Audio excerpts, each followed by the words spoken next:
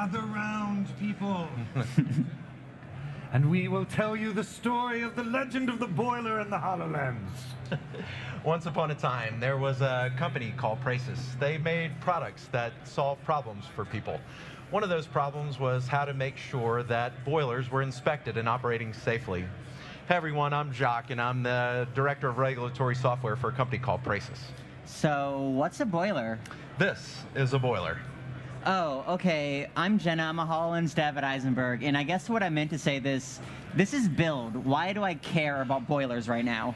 Well, boilers are all around us in commercial buildings, and a commercial building like this, they're a lot bigger than they are than your hot water heater at home, but they're a lot like your hot water heater. Picture a metal box roughly the size of a shipping container with pipes coming out of it. There are actually 54 boilers around here in the convention center right now.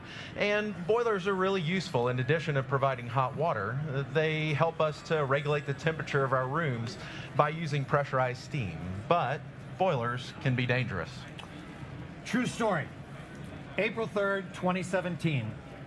3 people died and 4 were injured when a boiler exploded at a box-making company in St. Louis. The explosion at the Loy-Lange Box Company just before 6 a.m. launched a van-sized chunk of the boiler skyward. It fell from the sky through the roof of a hospital linen supply company just as the morning shift began, and 3 people were killed and 4 injured. And you know how to keep boilers from exploding, right? Don't worry, everyone. We wouldn't be standing here if I hadn't checked the safety records of all 54 of the boilers here in the convention center. You see, since 2001, Praeses has operated a software program by the name of Jurisdiction Online. It tracks regulatory activities like licenses, permits, and inspections for lots of different devices like elevators, amusement rides, and boilers. Here in the state of Washington, the state's boiler office has used JO to track and manage and even distribute information about its boiler program to stakeholders like building owners and insurance companies and other folks that are interested, so that we can ensure that boilers are well operating safely. But there are still a few problems with that. Time, accuracy, and interpretation. My name is Matt, and I'm a creative director at Ayzenberg on mixed reality, which means that I spend a lot of my time thinking about how tools like the Microsoft HoloLens can make us faster and safer, more efficient and more accurate. So when I looked at this situation, I turned to Jacques and I said, so Jacques, how long does it take on average to get from a boiler violation being noted to action being taken upon that violation? I'm afraid to say that even using a software product like Jurisdiction Online, it can take up to 90 days to get information into the hands of stakeholders, and even then, that information can be misinterpreted or misunderstood. Think about it this way. Let's say that Jenna here is a building inspector and I am a boiler. Jenna has to physically travel to between 400 and 500 buildings a year with a checklist to make sure that boilers like me are operating safely. First of all, when she's on site, what she needs to do is look at the same types of things over and over and over again while making sure that she's aware of the records that were in Jurisdiction Online from the previous inspection. And keep in mind, the places where boilers like me live aren't always the safest places in the world. She's probably having to step over cinder blocks or maybe duck under pipes and maybe even wipe off some dirt so that she can see important information. Now, let's say that she observes something important. You seem like a Pisces to me? About the boiler? Oh, you're just covered in littered in it. This is rusty everywhere. Good. She'd probably make note of that violation. But then she's got to enter that information again into Jurisdiction Online. Now, at this point, the violation is going to throw up flags that regulatory agencies, stakeholders, and other insurance companies figure that's going to take a few weeks for them to get serious about. Now, even though Jenna is a really great inspector, some of the information that she's probably noted in her inspection report is going to have some subjective questions that will require back and forth. This takes more time. Plus, Matt's probably got to enter that information into a pipeline for repair or replacement. More time. And that's how we get to 3 months before a repairwoman. Jenna, can you be my repairwoman as well? I will. Before the repairwoman can get on site so that she can fix the boiler. Cool. So, you see what I'm saying about the problem with time and accuracy? What if in the 3 months that it takes for us to get from a repair need being noted all the way to the repair being taken, an accident happens like the one at the Loy Lange Box Company? Praeses' current software, Jurisdiction Online, did a great job of standardizing the tracking of building code inspections, saving lots of lives and time. We saw the opportunity at Praeses and Ayzenberg to revolutionize the field of building code inspection once again by applying the real-time intuitive contextual tools of the Microsoft HoloLens. We set out to build an application that would essentially help stakeholders get critical information they need from inspections quickly enough to make safety decisions, while also providing it to them in a contextual way where there was less room for misinterpretation than when they are dealing with written reports. And we call this new application for Praeses Jurisdiction Unlimited. cool. So let's talk about the HoloLens component of our presentation. So how did we come about creating this cutting-edge, super techy, streamlined experience for boiler inspectors? It actually started with paper and foam prototyping in an envisioning workshop with the Ayzenberg team and the Praeses team. Our goal was, in this workshop, to figure out what problems there are in this pipeline and how the HoloLens can achieve some goals to increase, essentially, safety, time, and everything. So these are a few goals we laid out to do. We wanted to increase safety of building inspectors on site. We wanted to streamline the inspector's site visit while improving the accuracy and interpretation of the inspection result. Reduce the time that it takes to get from an inspection to enforcement or repair. We wanted to extend the on-site experience to everyone in the pipeline, including Matt, who might not ever even go to the boiler room. And finally, we wanted to digitally transform Jurisdiction Online while building upon it.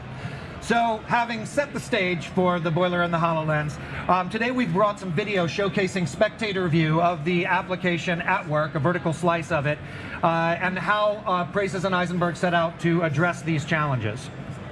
So, offhand, one of our greatest challenges was simple, designing a UI that could actually work intuitively in a 3D environment, no longer on a screen. Our rooms are no longer what we're used to on a Surface or a tablet. It's actually always different and always varied. So we wanted to create a UI that kind of makes people not cluttering their vision and able to work safely, heads up, hands-free, in a swift manner.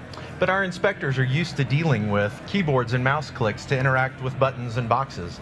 Were you guys able to include buttons and boxes? So, like I said, it's really easy to find a place for a button on a screen, but our screens are now these boiler rooms. How do we deal with not always being comfortable of the same situation? And right now you can actually always know that the exit's on the top left, but we had to make something that was more contextual, there when you need it and never cluttering the person's view.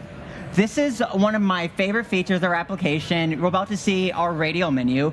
Our radial menu is contextual when you need it. It allows inspectors to access all their holo tools with a pinch, a drag, and a release. We were really inspired by 3D software programs like Maya. So just like how they do their quick access, we wanted to create a system that was not always cluttering your view, but essentially allowing you to get what you need with a simple gesture. Boop. Whoa.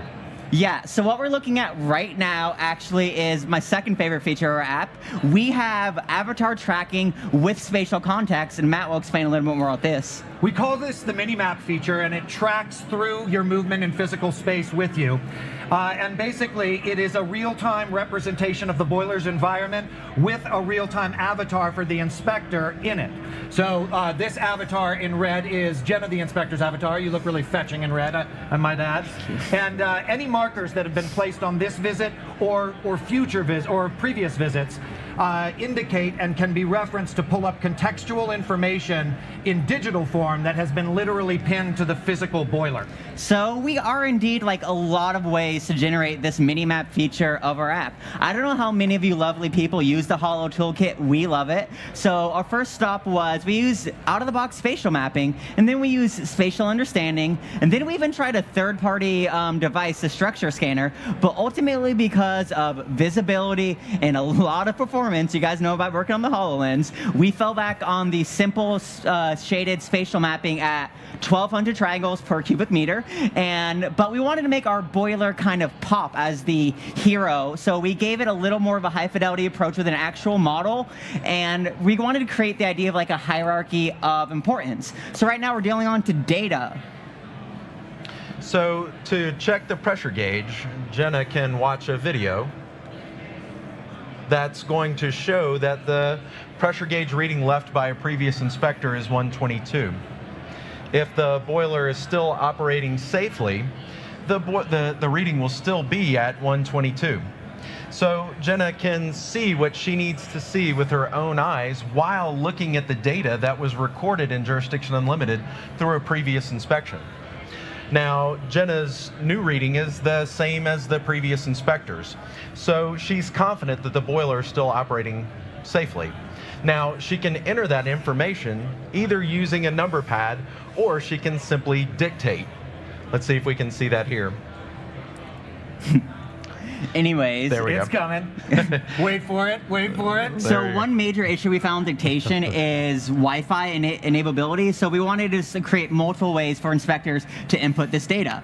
And we keep talking about data. So we mentioned that this is trying to platform off an existing database called Jurisdiction Online, and they deal with all their inspections for every single inspection through JSON data. So we actually took this JSON data in, and then we got to mess with it ourselves and really add some contextual stuff like node placement and transform values.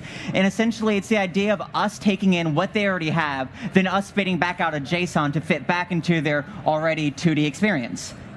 And back into here, I'm noticing a lot of rust on Jacques the boiler. So I'm actually going to pin a photo node right there. I'm going to try to not take that comment personally. But seriously, the rust that we see is not quite significant enough to make this a violation. But we do want to capture that amount of rust for future inspectors to see.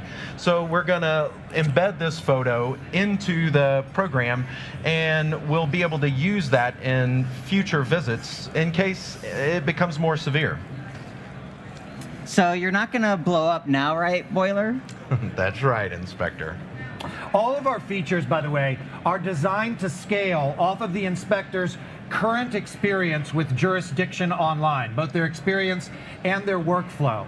But we augment and platform off that into HoloLens, contextual, intuitive, and natural interactions so that they can interact with the digital content as seamlessly as they do the physical environment that they're used to navigating. And at the same time, we're making a video record in that mini-map form of the site visit, which anyone can access at any time. So what we showed off was our radial menu, our mini map, and simple form data entry, but there's a lot of stuff we actually couldn't show in this spectator view vertical slice. In our application, you can actually log a violation on a boiler using the state you're in actual boiler code. So Washington is different from California, which is different from Arizona, so we're actually taking that into account. We gave our inspectors X-ray vision, so if there's a node over there, but I'm over here, I can actually see rendered through of a wireframe of our node, so it really helps people understand everything at a glance. And we also built an app extension for the PC, so we can actually show off all this great mini-map and nodes and everything to extend the idea of an on-site experience to people maybe in their office. So hopefully at this point you're asking, well, how did you three make that? Well, let's clarify who it took to make Jurisdiction Unlimited. It obviously would not have happened from leadership on a visionary executive level from Praeses, who kept us doing actually usable stuff in the field. So Jacques, take a bow. It's absolutely true that this project couldn't have moved forward without Jacques and his president at Praeses, Kempton Schwab, actively looking to move their entire vertical, but also their company into digital transformation. At the same time, Ayzenberg's owner and founder, Eric Ayzenberg, has always been kind of an aggressive entrepreneur in the space of new forms of communication. And the point that I'm making here is just that I think for both agencies and partners, you've got to find an evangelist to start. The bottom line is that mixed reality is relatively new for both of our organizations. So for us to bring a product to market in the space required a real vision for the future and someone to champion it so that we could secure time and people and funding to move the project forward. And once you get time, people, funding, a space, resources, a vision, it's actually surprising what just a handful of developers can accomplish. So on the Ayzenberg side, we handled a lot of the actual HoloLens app development, and we were a team of 2 wonderful, beautiful, strong, independent, amazing producers, another engineer besides myself, an art director, and a UX designer.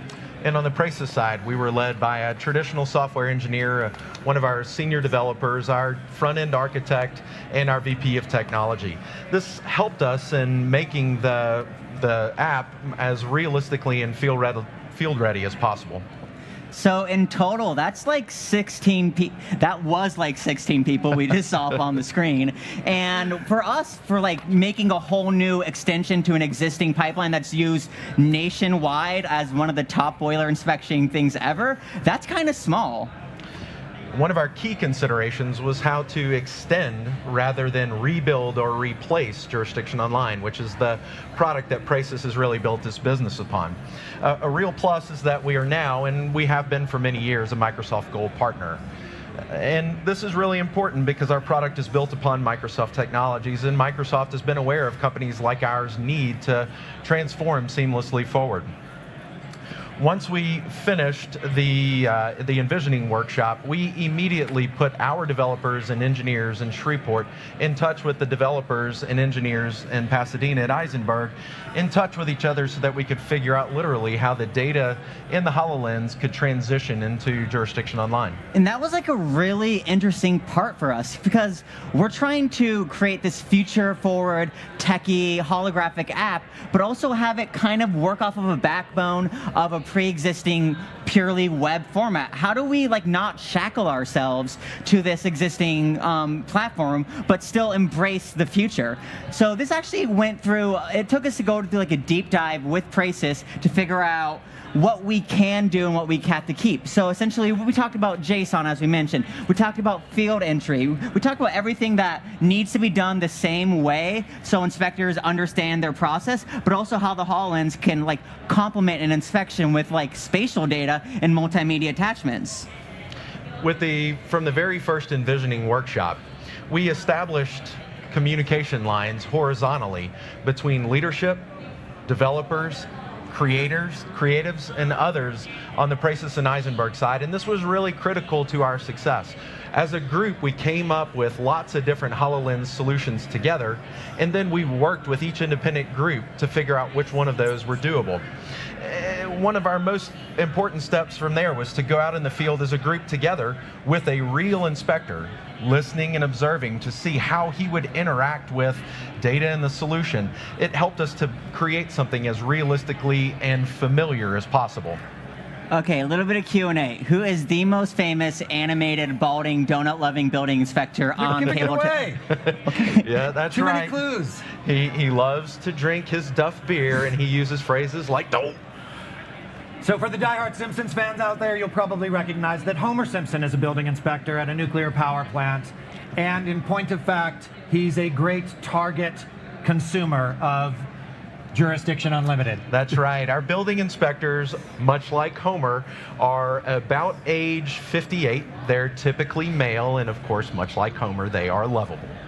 All kidding aside, though, after going on this like on-site experience with a building inspector, watching them wipe off grease, check all this stuff, we realized that they're actually really smart and talented in their field, but they're not the type of people we'd expect to show up to build. So we had to pick and choose our battles, when to make the UI, UX all techy and shiny like a radio menu, but also not to reinvent the idea of entering data on a numpad. We really had to strike a balance so people would be able to essentially continue how they've been inspecting boilers for a long time, but essentially in a faster, more heads-up, hands-free way.